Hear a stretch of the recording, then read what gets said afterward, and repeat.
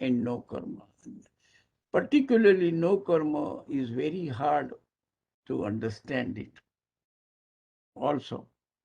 So what I'm going to just explain you this chart, this karma philosophy and these now tattvas, you can get the karma different ways and how you are interpreting all this karma.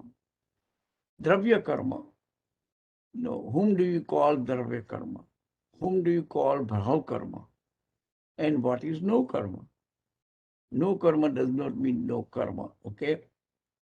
The in the Prakrut word, it's a real word of no karma. And what is mean?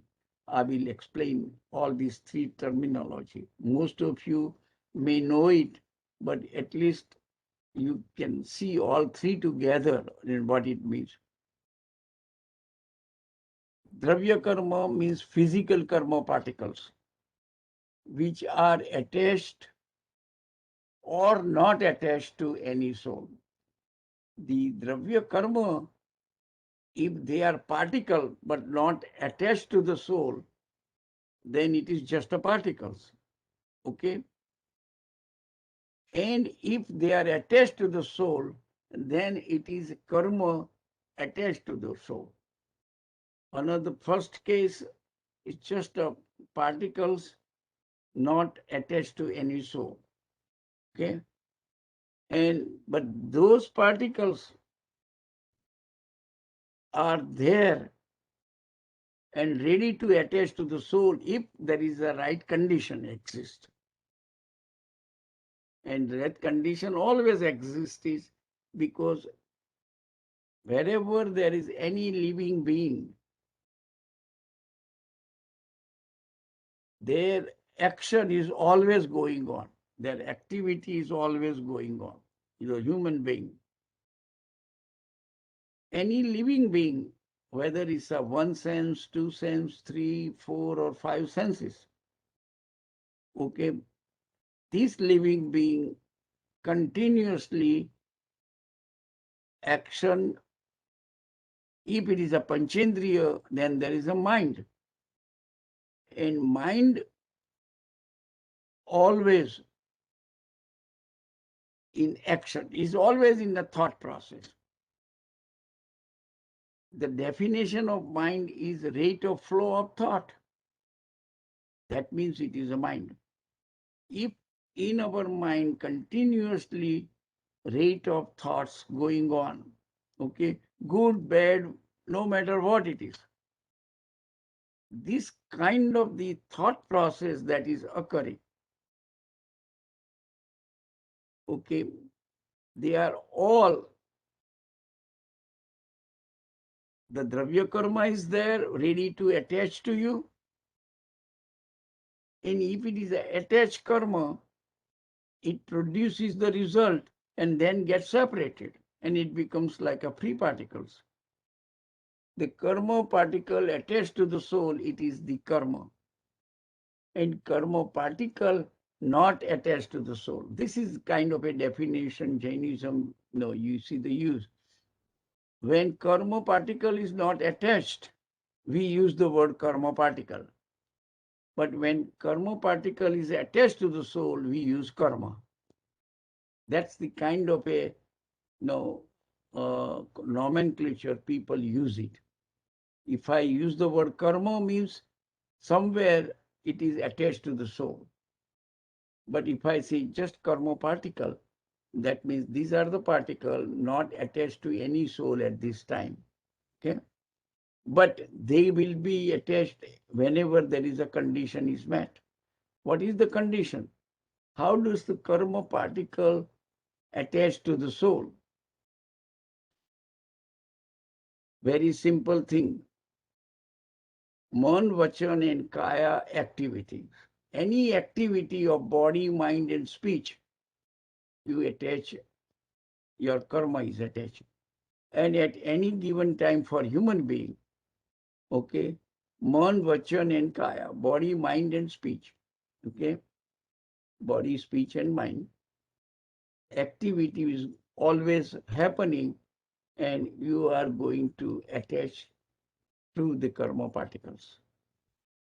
to that particular person. All right. So this is the karma particles. Now you take, that's a Dravya karma. What is Bhaav karma? Bhaav karma is not a particles. Bhaav karma is the reflection of soul or the state of soul at every moment. The soul, which is not a particle, is a arupi. Our own soul, we don't see it. We don't know. There is no matter. It is a matterless. It's an energy in a sense, just to give you similarity. How do you define your soul? It is a energy. Okay, that is the soul. It is not any matters. Only particles. Dravya is the matter. And those particles, okay, there are 8 different categories of the particle Jainism. I don't want to go in that details, but these 8 different categories of the particles, they have their own function. What are they doing it? Okay, so the Bhaav karma is the reflection of a soul or the state of a soul at every moment. So it is the energy. It is not the particle. Even though we call it Bhaav karma, okay, that's not a proper usage of the word. Bhaav karma is nothing but the energy or reflection of the soul. Okay, it is not a physical particle, but a form of our soul, paryay. If you understand the meaning of the paryay, Bhaav karma is a paryay of the soul, because every moment our paryay changes due to what kind of the thinking process we do. If I think something bad, that is my paryay. Or if I think something good, my good is my paryay. So that is the paryay. And that paryay, like angry soul, if I get angry, that's angry soul is my bhav karma. Okay, greedy soul, happy soul, all this is bhav karma. I am greedy, I am angry, or I am a happy person. These are all bhav karma. So that is the meaning of the bhav karma. And what is the meaning of no karma?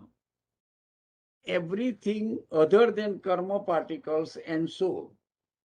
Keep that thing in mind. What I'm using the word, everything else other than soul and karma particles. Everything else is called no karma. Everything else in the universe other than soul and karma particles is a no karma. What is the function of no karma? Means what is the function of other stuff in the universe? How does it affect me? And that's why, just to read these few lines. Everything else in the universe other than soul and karma particles are called no karma. This includes our physical body. Our physical body, it is not the karma particle, it is not soul. So that's why it is no karma. Our physical body, our physical mind, words we speak is also no karma. Smell, sound, color, house, furniture, fixture, everything, all other things, it is called no karma. What is the function of no karma? when soul or bhav karma, okay, when soul gets angry, I'm just trying to say it, okay, just giving you one example. When soul gets angry, what happens? The karma particle attaches to the angry soul. What no karma does, no karma remains in their position without being affected. When soul is angry, soul is affected because he was quiet before and suddenly he became angry. So there is a change in the soul status. Okay, that is a bhav karma.